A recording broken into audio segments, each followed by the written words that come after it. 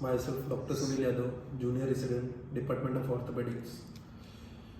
Today I am going to share with you what is the last moment strategy for the NEET preparation. Actually, this is the first video which I am recording because what happened, lot of interns are posted under me. They have asked number of times, sir, how we should prepare and what should be the strategy.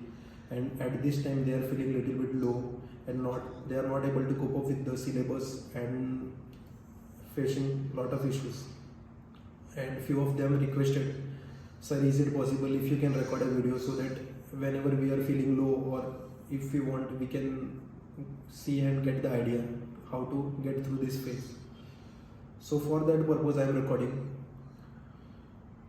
Basically this video is for the students, those who are facing difficulties to finish the syllabus and those who want to do good in the NEET preparation.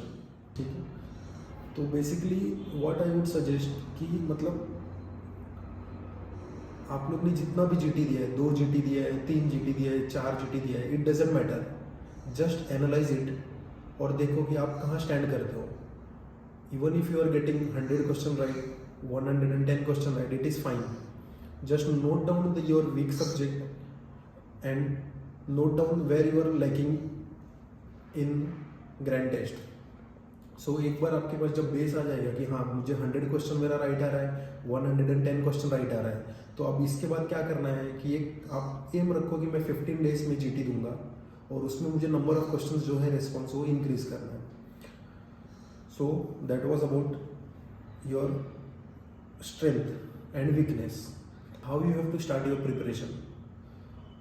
Before starting or studying any subject, just have a plan for it. Suppose if you are planning to study anatomy, for example, what you have to do, just go through the recent NEET questions of anatomy. So you will have overview and idea what are the questions and what is the pattern they are asking nowadays.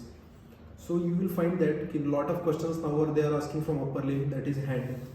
So you should be very thorough about hand anatomy. While reading, you have to keep 2 things in your mind. Whatever you are reading, you should be able to remember it for a long time, first of all. And second thing is that whenever you are doing subsequent revision, the amount of time should be decreased. For that, while reading, you have to correlate the subjects, you have to make mnemonics, and side by side you have to see the images. You can Google images. Example, in anatomy they are asking questions about lumbricals and interosseous nerve supply, and also they are asking the image based question. So you will get confused between the lumbricals and interosseous if you have not seen images properly and not able to differentiate it.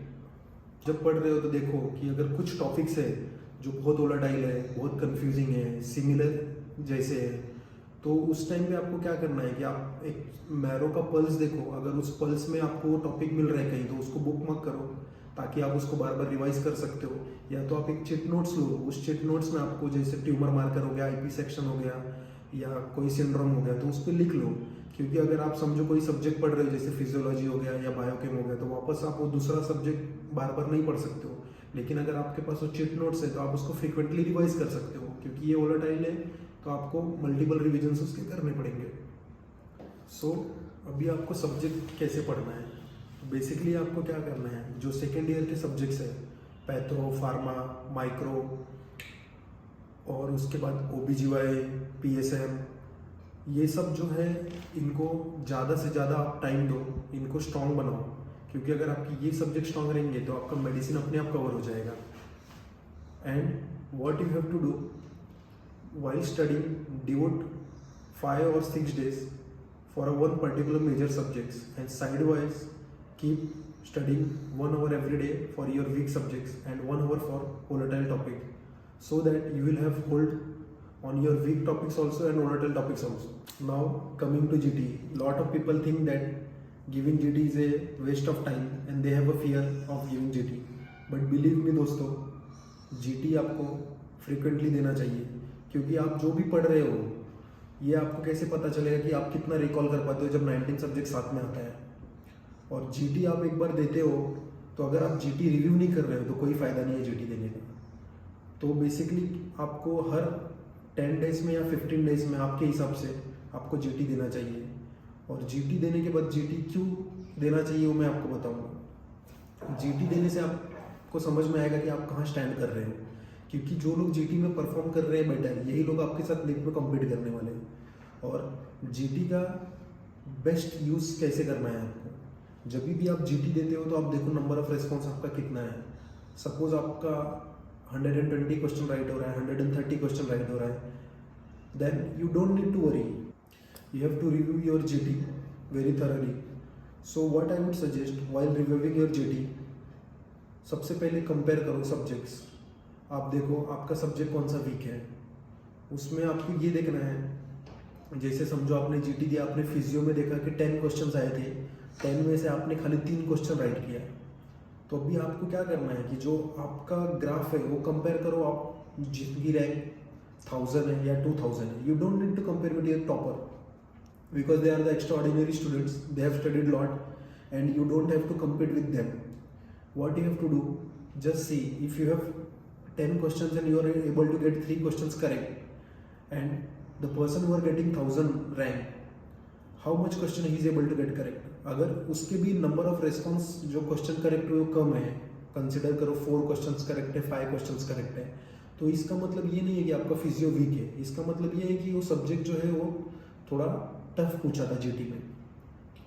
And if you have only correct have 3 correct questions out of 10, but your competitor who is having 1000 rank, he is able to get it correct 7 or 8 question, that means your physiology subject is a weak, so you have to just write down in notebook। And अब अगर 10 में से आपको 3 questions right मिल रहे हैं तो आप देखो कि कौन से क्वेश्चंस रॉन्ग हुए हैं, और अगर क्वेश्चंस रॉन्ग हुए हैं तो क्यों रॉन्ग हुए वो आप देखो। उसमें 2 रीज़न हो सकता है। अगर आपने पढ़ाई नहीं किया वो टॉपिक, ठीक है, समझो आपने उस टॉपिक को, उस सब्जेक्ट के स्किप कर दिया और वो टॉपिक पूछा, तो आपको वरी नहीं करना है, वो आपको लिख के लेना है और वो टॉपिक वापस रिवाइज करना है।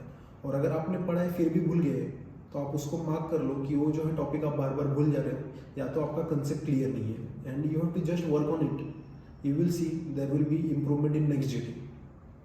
And in that also, whatever questions you have did wrong, compare with your peers. If 80% people are able to get that question correct and you are not able to get that question correct, it means that is high yielding topic and your competitors are getting right, so you have to get it correct anyhow and you have to work on that topic, because everyone knows about that topic and everyone is able to correct. And at last friends, I would like to tell you that NEET is not how much amount you give, it is about the proper strategy you have followed and how much you are able to recollect.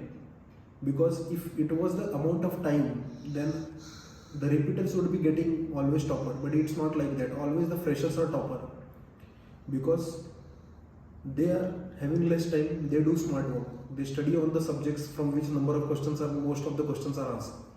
And at last मैं ये बोलूँगा, कहीं तो मैंने ये coat पढ़ा था जो मैं मोस्ट ऑफ द टाइम याद करता हूँ, कोई भी लक्ष्य मनुष्य के साहस से बड़ा नहीं, हारा वही जो लड़ा नहीं।